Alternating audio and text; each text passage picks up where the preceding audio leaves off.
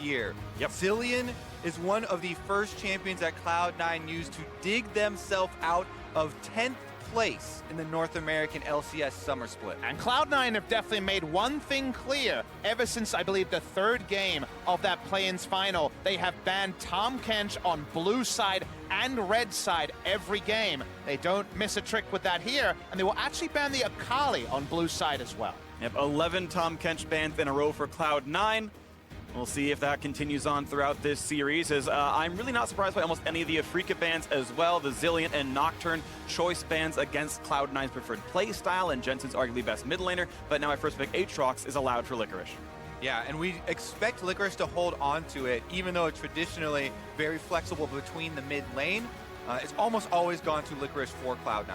And if we don't see a first-round top laner, will we see Keen with one of his homebrew answers to the Aatrox? Usually, it's Cloud9 that has those. Of course, the Hecarim, very famous. Even the Poppy is one they've played. When it comes to Keen, and you think of quintessential Keen champions, the Swift pushes like the Jax, he also loves the Darius, who we haven't seen this tournament. Tricky matchup for the Darius, but given the player, an outside possibility. It definitely will say a lot about the game plan for Afrika Freaks, depending on which route they go. If they go the Poppy, having that standard tank for the front line, trying to play front to back. But as you say, they very well could go for a more punishing 1v1 and try and win the split. I would expect to see Keen on a 1v1 champion up in that top lane. Xin Zhao to be locked in for Svenskeren, and Cloud9 have to decide if they want some other high priority champions. Kai'Sa and Xayah, two big ones up there. We know one of the support's been taken off the table. That could be an easy pinch for Afrika in the second ban phase. Want to point to something that's unlikely to come out, but given Afrika's reputation should be thought of. You look at Afrika's draft and say, okay, you're not going to be flexing this Gragas, you've already taken Alistar. Gragas top was meta for a while, going for a very armor-centric build, something like an Iceborne Gauntlet. There is always the outside chance you go for a big fake out here and go for a very late jungler or top laner, depending on the scenario. The only drawback for Afrika Freaks is that their single game, Freak was mentioning, with the tank, the Scion, was probably their worst game. The worst performance from Keen himself. So maybe they will divert from this route. Second round of ban phase will come in, and the marksman has not been matched. This is huge because Afrika Freaks can dump more bans into Sneaky, who has struggled in the group stage as far as the laning phase does go. And we've definitely largely seen him just grab Kai'Sa and try to make it work one way or the other. His Kai'Sa win rate is very high. Notably, hasn't taken it in the first round. Afrika Freaks are wanting this game to go long based on how they've played so far at this tournament. Cloud9 might want Kai'Sa as late game insurance, saying, okay, if it's a very low kill, farming early game, showing up with a 3-item Kai'Sa, you feel pretty good. Well, one of the big things about Cloud9 has been their mid lane here, and you're seeing Afrika ban away some of the blind mids that could be safe, like Ryze, and Cloud9 trying to set up what the counterpick would be with their Galio ban. Yeah, as far as more mid lane bans come through, we should also go over the possible counters that have already been picked up. Let's explain Cloud9's Braum pick here at the end of Phase 2 in response to the Gragas. The Unbreakable Shield from Braum does a very good job at denying some of the big playmaking from Gragas. You can pop the ultimate in the air to stop that big team fight utility. And he even holds the feathers back and stops that from the root caller. And given, of course, Sneaky's struggle against Xayah earlier in this tournament against Uzi, anything you can do to help out, very much appreciated. And this looks like a little Blanc setup for Cloud9 right now with the Galio and Lissandra bans. That's the setup it looks like for me. So does Kuro blind it first, seeing the bans come through, and then make actually Jensen react here? And that's just, I think, a smart reaction to what the bans would be. But no, they give him safe wave clear. Victor, to me, is like the quintessential Kuro champion. Put him on a damage mage, you're gonna wave clear forever. Before there was Crown, there was Kuro, who was that big Victor player, but he hasn't really played it recently. LeBlanc can be opted into in this lane as well. Already starting out with some vintage rocks, Tiger Kuro here showing up on the world stage, and now it is time for Cloud9 to answer with a lane-dominant 80 carry pick for Sneaky himself. Brahmin Lucian classic combination, going for early stuns. You can quickly proc the passive and possibly go for those kills early. And that LeBlanc is being hovered here. So despite the fact that we have had 0 bot lane marksman banned, it is Xayah versus Lucian in the bottom lane. And whoa, that is a Kassadin coming through. So Victor flexing top, Kassadin fighting LeBlanc, and that is Gragas in the jungle. They got him with the little flash of the LeBlanc there. Bit of a bait, bit of a challenge. And now we're gonna see Keen on his mage in the top side, can absolutely outrange this Aatrox and harass him. Come on, Kobe, this bait is master tier on this team. We wondered about the Gragas flex, but no, the Victor is actually the bait, and this is gonna try to farm it out, like you mentioned, against the Aatrox. Huge switch here from Afrika Freaks, as expected. The hidden picks already coming out. So let's see what they do with the double mages, though, because this is going to be very important how their bottom lane does do. If Kramer isn't a factor, then it'll become much more difficult. And going to Freak's point earlier about what changed this year, bringing in Keen and Licorice coming in, remember that the coaching staff of Afrika changed this year as well. Quintessential 5th place team. Comet joins, Zephyr, the drafting coach of the Korean national team. They both join, and the results go way up, and that is also something that needs to be remembered, and it's being reflected in this first best-of-5 draft. Well, Victor up in the top lane versus Aatrox. I love pocket pick counter picks. See, Licorice thought he could bring up Hecarim and say, I can beat Aatrox as champion. Victor is the bring up here for Keen, running Klepto, as you would imagine, in a rangeless melee matchup. This is going to be exciting. I see the big advantage for Victor as I'm going through this matchup in my head. Once, especially, you get the speed boost off of your Q. But you're not going to start out with that. So maybe in the early game, we will have jungler attention up there. We'll see how Cloud9 can actually deal with this wild card, because you need to be ready for things like this in this best-of-5. Well, here we are on to Summoner's Rift, the last hope of South Korea versus the only hope of North America, as Afrika Freaks are the last remaining South Korean team here at the World Championship. And Cloud9 represent 5 of 6 quarterfinal berths for NA since 2012. And let's see what can come through here as we get ourselves back onto Summoner's Rift for the first match of the day. 30 seconds until minions spawn. Just some insane innovation here, especially on the Afrika side. Like you mentioned, Klepto trades with the Q auto, going to be the big thing for Keen. Usually when you take Kassadin, you drop wave clear, you kind of sack that as something you have. But Victor Zaya, if they are grouped, can actually be fantastic wave clear in and of themselves.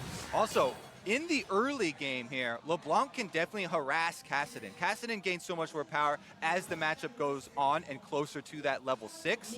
So we'll see about the early game here, because it is double AP solo laners with an AP jungler. That's one of the things I was cautioning against here with Kramer needing to find success. Otherwise, these solo lanes of Cloud9 can just build early magic resist to protect them from both their laning opponent as well as the enemy jungler. But I think Afrika definitely ready for that. They've got that as part of the planning. Starting bottom side here for Spirit on the Gragas might actually go top side to protect this Victor early, which we kind of expected was the only opening that Cloud9 might try and take. And to me, that's that cautionary tale of, we can think of, okay, you get the speed boost, the Q trades, Kleptomancy sounds perfect. Very, very gankable top lane champion, and Xin Zhao has that targeted ability to close the distance. No Ghost Power down, but a late ward goes down by King. And you saw Licorice at the start of the game did not leash. He instead made the wave push. He grouped up the minions and is going to force this wave to push down. So it will be under Licorice's turret, and Keen cannot stop that from happening. I'm almost very curious as well about the build that Keen decides to go for with this Victor. You can go semi-tank with Victor very easily. You know, getting a shield from Seraphs, or some people even going as far as Frozen Heart. But we'll have to see how it does develop. If he wants to be a full AP threat, or maybe a mid-line mage there and toe the line. And I'm sure you remember, Kobe, because in the NA solo queue, there was, of course, the first fleet footwork and Iceborne Gauntlet rush on Victor that was popular for a bit earlier in the year, late last year. It's mid lane. The flash in the mid lane going for Kuro right away. He can't get away from the chain. Ignite is on, and first blood for Jensen under 3 minutes. The early game, that's why we caution here for Cloud9. They attack the Kassadin pre-level 6, flashes blown from Kuro. He does have teleport, so after this death, he can teleport back out, but Svenskeren might decide to camp that. If I was him, I'd just return to the mid lane. Spirit right now has opted to go topside instead, and the junglers are going to converge. And they found the first knockup, so Keen has to outplay this one. However, there's a jungler right there. Spirit shows up. TP burning as well. They've traded on a Licorice already in the top lane, and it's now Sven forced to win, but Kuro did not need to finish that TP. He has no lane to farm. Who actually comes to, I assume, finish off the kill if there was any actual attempt by Xin Zhao. There isn't. He walks down to the mid lane. Not a lot lost there. Nice counter gank from Spirit. Pretty brazen attempt there from Svenskeren to go immediately from a mid lane gank into a top lane gank, and a great punishment from Afrika now on the bottom side, going for a bit of trade. Just keeps happening. The stun goes off on Alistair. Tucson down to about 300 HP, and that is a pretty heavy trade. C9 comes out ahead. So the top lane now for Afrika Freaks looking very good. Keen even got a fort pot from his Kleptomancy, which gives him much more HP as well as some AD to try and lane with and harass. Spirit now, though, is on the warpath. The junglers will not stop. This is a very aggressive game. He's going to be right behind. A nice flash, pulverize. Forward, Ignite is on. They're going to keep Sneaky alive for a bit. Nice flash for the body slam. Beautiful play for Spirit, and the kill goes to Tucson. This game is dead even in gold right now. Both junglers firing away over and over. Now Svenskeren reveals himself on a ward as he was trying to go back to mid lane, but this is big for bottom. And one of the big reasons you don't expect Spirit to be playing like this, as Zazor wants to freeze up the minions as much as possible, is he still doesn't have a keystone. He hasn't bought. Usually we see 4 cams into backing, buying boots, and having your Predator online. That's 2 successful ganks. One a counter gank, one a proactive gank with no buy. Ooh, and they might be looking at Keen right here. The wave is slowly stacking up, and Svenskeren's going to edge through to block out the minions. The mid lane are coming up as well. Yep, they know that nobody else can make it from bottom lane in time, so he's showing early here. Keen does have flash. Let's see if he can outplay. He's going to outplay the 1 versus 3 as Jensen shows up with a little bit of mana here, and the jump is forward. Liquor's going to pull aggro and Sven to deal the damage, and the pull back in. Liquor's going to drop aggro, a quick kill on the top side. Now Svenskeren's on the board, 2-2.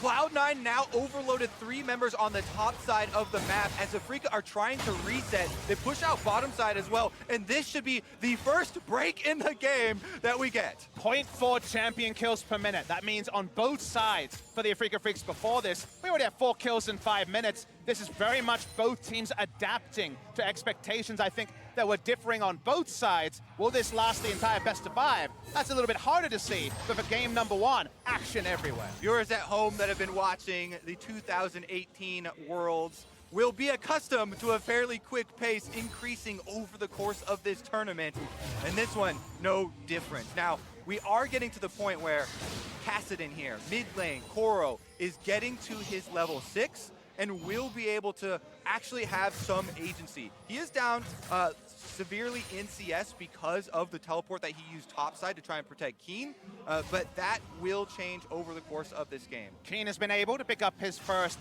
evolution on that Hex score. Remember, got cheaper in patches recently. We have 100 gold down early. You want to know about top lane Victor and have some fun in solo queue, here are the runes. Time Warp Tonic and Biscuiteer to get through any sort of trades in lane, and he does go for the mana flow ban. So basically those Q auto trades are definitely giving him a whole lot of reward. And of course he did max Q and evolve Q first, so it is very much about the shield and single target damage, less so the wave clear. Exactly what we were thinking with the speed boost. Speed's so important in any Aatrox matchup to allow you to try and dodge those Q sweet spots. And remember, you can actually get the Q movement speed whether you use it on a champion or onto a minion, and you can use it twice in an escape potentially. So a lot of ability there to kite, but doesn't mean necessarily it's going to be any less susceptible to ganks when his flash is down. Yeah, the shield does also build up and scale with mana, so you mentioned the mana flow ban. You can also build into some more mana later, but currently Cloud9 on the bottom half of the map, now turning their eyes towards this blue buff. It'll be a smite fight. It's going to be a collapse as well, a potential 4v4 as the move goes back and forth. 1 level lead. No, it's going to be picked up right away by Svenskeren. Now back over the wall. This could be a bit of a fight. A stun towards the Alistair. Will they engage on a Tucson? As the blade color's down, they're going to jump right and forward, and the damage is going to be there. Spirit's going to drop a 1-for-0, and the chase continues. Kuro over the wall. Will they chase? That answer is no, but a Gromp is going to be picked up as well. Now we watch the top side as Licorice battles for the first time 1v1 against Keen, and look at the damage coming through. The Q is on for cooldown, and so Keen can re-engage without those blades hitting him again. Both of these top laners saving their ultimates, though. They know that everyone else was revealed on the bottom side of the map, so it's a pure 1v1. Neither of them committing too hard. And if there is a flash all-in from this Aatrox on one of those Qs, not a lot of base stats behind the Victor. So a lot of mind games around the flash usage between the Aatrox and the Victor. So we once again settle down for a little bit. An 1,100 gold lead for Cloud9, including a steal on the blue buff. We can watch this 4v4 in the jungle again. All right, here's the invade. They get the blue buff. Then, after they get the stun onto Tucson, he's down to 50% HP. C9 makes the call to charge in on the 3 members that are separated from Kramer. No damage comes out of Saya on that because he's across the wall. I feel like that's the sort of skirmish where if level 6s were up, it is a Freak of Freaks favored, but Alistair can't occupy spaces bot lane. Low under Kramer has the ulti, gonna dodge away for a little bit, but a jump forward's gonna mean the first time the knockup and another kill. 4-2 Cloud9. Lightning quick pace in this game. Sven Skaren has been a monster. Gank after gank after gank, in Cloud9 running the early game now. The degree of difficulty of disengaging a gank when it's so much targeted CC and auto attacks with a Braum means basically the first CC skill lands, someone dies. Oh, keep your eyes open though, folks, because Spirit on the Gragas just went He's for not an 6! Tucson's really low, this could be a dive and a kill, and he's got him! Sneaky, a solo kill under the turret! Sneaky Lucian is able to get the 1v1 on the level 5 support. I don't know if Tucson's cooldown on Flash was about to come up. That looked very close.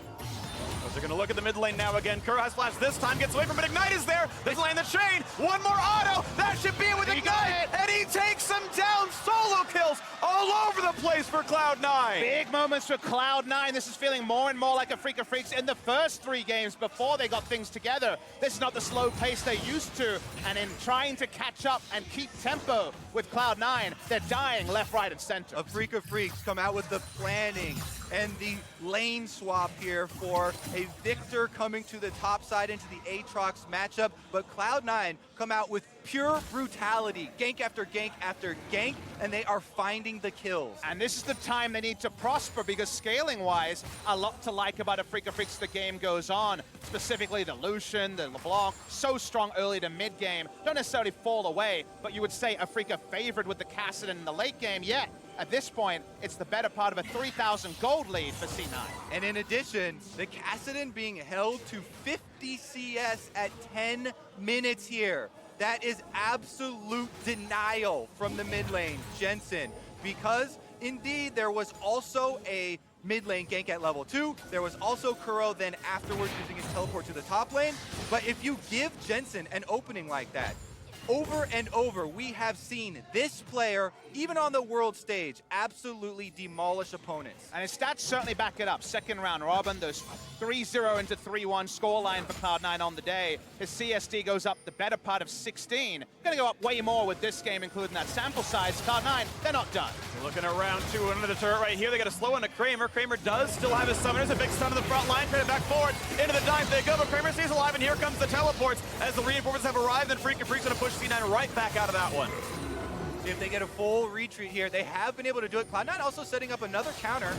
They're gonna find a slow bit onto Spirit, but watch out for the rest of this one. It's still 4 strong, and Afrika could turn the corner. However, it's C9 keeping them stuck inside this turret area. Yeah, look at the harassment. Chunks in the health bar on a Freak of Freak side, but no answer. All Cloud9 members still healthy, and that will allow them the objective. They're playing bottom side, controlling that area, and the Kassadin is not battle ready yet, with basically no items. He's only got the Catalyst and a bit of magic resist. So given that, at the top of the map, we were seeing Keen finally out-trade Licorice and keep him a bit more accountable under lane, but definitely bot side. The Drake is free and the turret dies. They will be repeated again and again by Cloud9. And honestly, it should just be the turret take right now for Cloud9. They have got so much pressure on bottom side that if Freak of Freaks have already swapped their dual lane up to the top side. Licorice, though, could be punished if he goes aggressive now. Pop his ult to not get one shot, and in fact, he will get the ulti turned off, and he'll revive with about 400, 500 health right there, and staying alive. Nice getting away by Jensen there as Body Slam Flash came through, but did not land the target.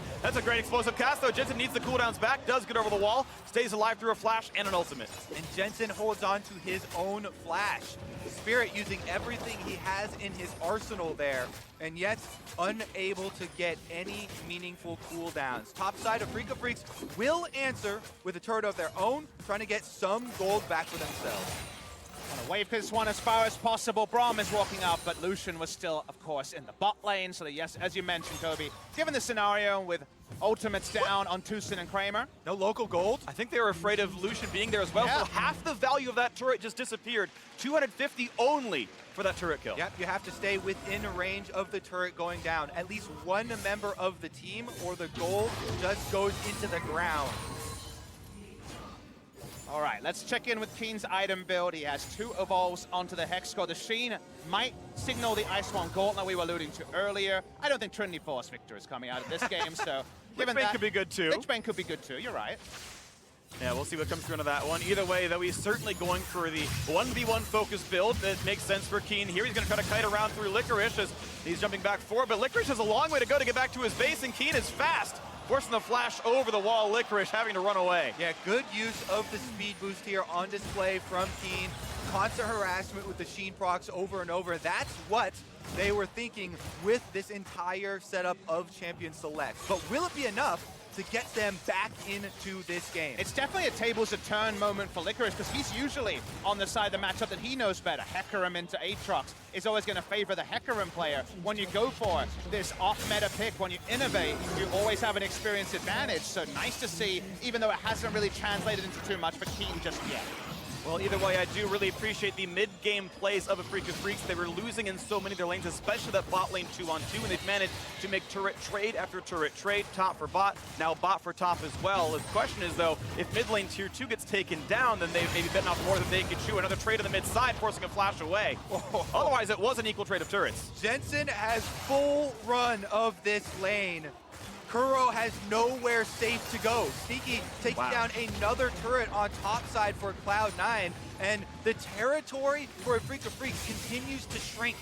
And it also doesn't really play into what we were expecting, the Cassidy last pick, because Cassidy's seen as a containment matchup where you go decent against Elbow. You're not going to win, but your trades are usually pretty good with Q. Has gone way off script. It's an insane lead, 62 CS at 14 minutes. And countdown, 2, 1, largest CSD at 15 of Worlds this year. This has been the most lopsided mid lane matchup in Farm, and meanwhile Kramer, having to run away, has a blast on for that one, but he brings Sinjao with him. The dive forward, the knockup onto the both of them. That's to be 1 kill picked up, and the stun onto the turret. Tucson will get away. We have seen some quick games here at Worlds, but Cloud9 are absolutely making a good case for themselves. In game number 1 of this quarterfinal matchup, Zeyzal and Sneaky will be able to get out. Rift Herald has been used. They want to get the last outer turret. There's no reason to give a Freak of Freaks any lifelines. You want to keep pushing, you want to keep pressuring, ensure this game ends before Cassidy has 200 CS, before Freak of Freaks as a team has 40,000 gold. They're at 22,000 now, and the 1 item, 2 item power spikes are all favored to C9. Things looking good for the 3rd straight upset in the quarterfinals. Yesterday, both of the lower seeds won their matchup. C9, the lower seed here today, of Freak of Freaks chose red to go for champ select antics. We see that with the Victor top, and though the matchup has looked good for Keen, it's been the bot lane 2-on-2, the jungle matchup, and the mid lane matchup that have been going Cloud9's way here, has looked for more ways to advantage themselves in this mid game. All right, we need to put ourselves in a Freak of Freaks' shoes and try and find a way out of this disastrous early game. First, we'll go through this replay, though, and it's going to be a rough one for Kramer, as he's able to use his ultimate, and they do get the blast zone, getting some distance, but Zeyzal, no hesitation, flash in with Throm to finish off the kill onto the marks. All summoners are up because there's been no pressure on C9 to use them defensively, can use them offensively for kills. To begin your point though, Kobe, I think what we always talk about in these defensive macro situations where you look at your team and say, okay, right now we're a bit like paper, we're definitely a bit susceptible, we like our scaling, is getting as much of a defensive control ward line as possible and then trying to grow it. Right now, maybe it's too risky to take your Raptors, so you put your control wards a bit more shallow, but as you find more and more space on the map, you push them up and you try not to give away Baron, which fortunately for Afrika has not spawned yet. Exactly, another bonus of this pick. Oh, here we go. That's a huge one. 3v3 in the mid lane, a lot of damage in the Zeyzal, traded back down to Tucson as well. And now here comes the evisceration as it's Svensker and forced run away, gets a knockup, Stooked on a kite. He's not going down just yet. They get the trade kill. It's actually Kuro going down 1-for-0 as Sven will not burn down. Kuro just did no damage at all to the Sinjao. His Rod of Ages has the stack. He's nowhere on the map, and Afrika find nothing from a big investment. That's the problem with this theory. Kassadin can outscale LeBlanc if given equal income, but he has not been allowed any gold in this game. Absolutely held to scraps. And with those scraps, he cannot fight back. Blue buff now under contest. Ooh, one hit away from stunning Keen. He's not going to hit just yet. Now in comes Jensen, but has to come right back out. That was a potential stun out of Victor. Blue buff steal still happens. Infernal Drake alive, and Svenskeren easily solos that one. And Cloud9 grow their lead to 7,000 plus 2 Drakes. Yeah, we have seen very clearly here, name of the game has to be defense for a Freak of Freaks if they want any hope of coming back in this opening game. But they keep trying to make a proactive defense by trying to find fights and just don't have the damage behind them to pull it off. A ward at the Gromp is the only siding ward, and Keen has no idea that his life is vacant. He had a flash, burns it there, now he's running away, but the knockups are in, so there might not be the way out. The stun's gonna land, pulled right back, and another kill, his third, Svenskeren. An ominous vision toggle there by the observers. Well done, as it really conveys the story of how scary it is to play from the Freak of Freaks side right now. Cloud9 is a war machine, and they are not on stopping. And you have to make these kind of poor swaps here for Afrika and say, Keen, you take the risky assignment. At least Kuro will get some farm topside while your life is very much in peril. It feels bad. It definitely doesn't allow Afrika any real movement on the gold numbers, which are still going to be heavily Cloud9 favored. But this game is really now at the point where Afrika are at the whims of Cloud9. And if Cloud9 make the right proactive calls, Afrika don't actually have the weaponry to contest a war. Well, it's going to take some time for Afrika to come back. Thankfully for them, of course, it is a best of 5. You can drop a game and still come back. We've seen every series so far at Worlds go the full distance here in the quarterfinals, and today might be no different no matter what game 1 may look like. Baron coming up in 23 seconds. That is surely going to be on C9's menu here as they put the wards down in the river. Completely different story here in the best of 5. Adaptation is so big. The window's still definitely open, and still C9 do need to close this loop. Baron hasn't even spawned yet.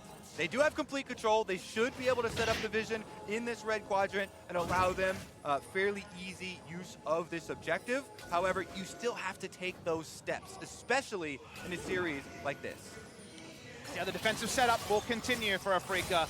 As we were talking about when it comes to vision lines, it can't even control that Raptor brush at present.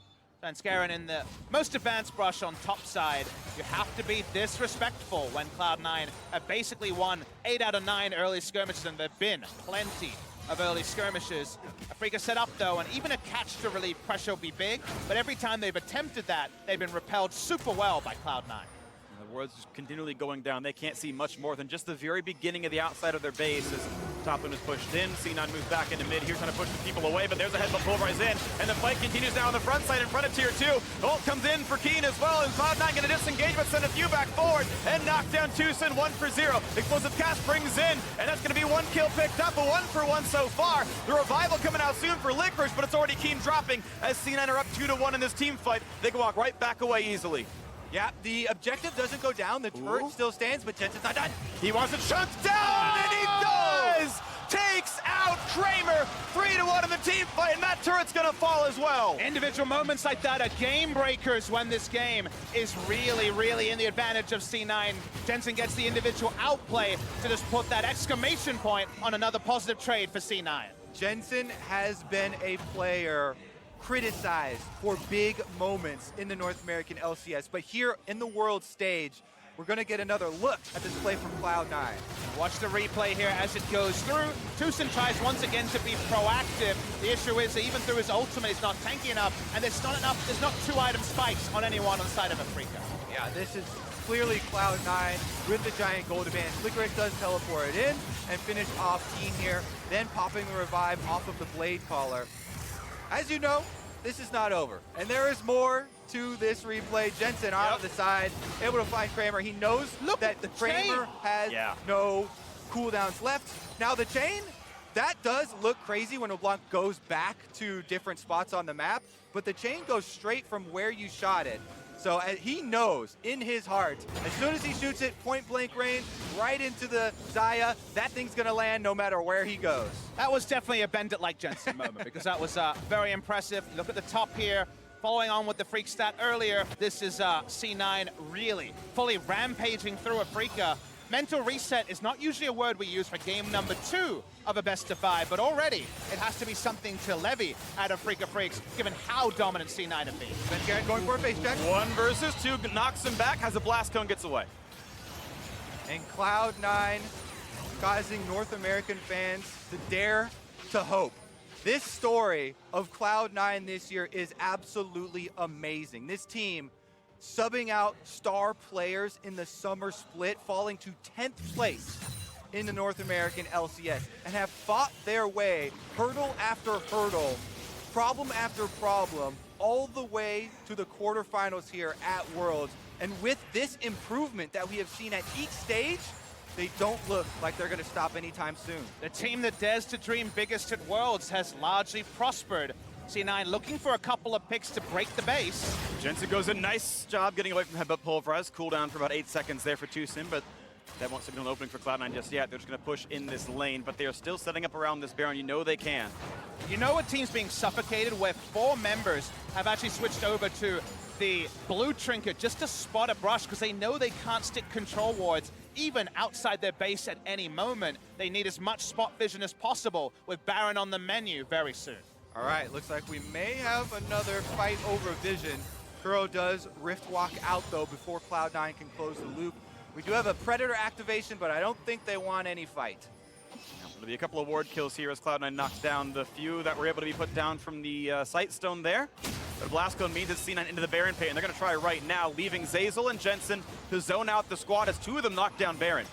Important that Jensen already has a Banshee's Veil completion here on the LeBlanc, providing him immunity when he goes for harassment. We'll see if a Freak of Freaks can get in there. Baron, though, going to regenerate as they have to pull off with only 2 members starting it.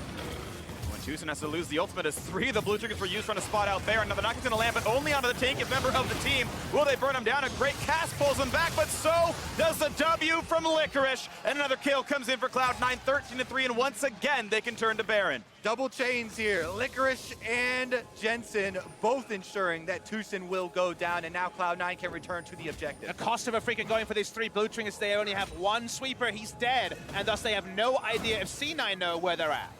How much can a Freaky be pushed away from this one? His health bar's getting a little bit lower, but look at that explosion! Keno's already dead, he only built armor, and Baron is a formality, 14-3, a 12,000 gold lead, and Cloud9 can look at the base now. You gotta love it when a plan comes together, even though Afrika's best hopes were at spotting that Baron HP. It didn't matter in the end. C9 were happy to see them come to them, and now with the Baron buff, they just want to wreck the base on this first Baron buff push. Cloud9 starting to go Super Saiyan here over the course of Worlds. 25 minutes in, they've got Baron buff, and they are looking to finish the Freak of Freaks. And they're going to look at it right now as the inhibitor is under fire. There will not be a defense. A good ult for Kramer. Gets away from an assassination that had happened 5 minutes ago, but the base is still falling. Top inhib is gone. The middle going to lose its turret on top of this one. So C9, when do they get stopped? It's almost certainly not in this game. 26 minutes in, they're looking at the Nexus turrets already, but first, a quick reset to buy with their thousands of gold in inventory and take that one last death blow. Now, best of 5 is truly a marathon, but the first leg of the marathon definitely going in the favor of Cloud9, and we start to think about the adaptations and what they will be going to game number 2 as we watch Jensen here on the LeBlanc going for pure harassment. Zazel and Licorice just keep up the chase. Even through the extra damage reduction of the Alistar ultimate, they know as long as they pull him back, they will be able to finish off the kill. Now, the problem with your metaphor is that I would want to call this a sprint, but it's more like Cloud9 was sprinting and Freak of Freaks had a medical emergency it had to pull out because this game has been decided very early in it. Hard to say what the comms are, but the moment you're seeing Jensen nuke 4 out of 5 members of the Freak of Freaks, they had to know their chances were slim. Another Drake is added to the pile. It may not be a perfect game, but 3 kills and 2 of the turrets is all Freak of Freaks have to show from game number 1. So this should be C9 closing it out here as they send their members back across the map, most of them down to the bottom lane to push in for the last bit. For so long, the state of League of Legends has been largely based around team fighting and 5-on-5, but as we've drawn closer and closer to Worlds, with these small changes to the rules of the game, it has really favored those taking early moves in the game, those looking for individual outplays And now Cloud9, they're looking to finish this first game. 27-30 in, bot lane being sieged by Jensen. The rest of the team in the mid lane, nice look back, and they might take down Sneaky, and they will. 1-for-0. This could be the last stand for Afrika as they dive into the backline, but Jensen's already picked off the marksman down there. Kuro's got to pop Azonia's hourglass. Tucson is going to drop as well, turned into ground beef, and the chase continues with 3 surviving members, but there's minions inside the base, and the trade kills are coming through. The minions, that 6th man might just be enough. Afrika trying to survive, but their base can't run away. It can't heal, and the attacks come through, and the 3 surviving members of Cloud9 will take game 1.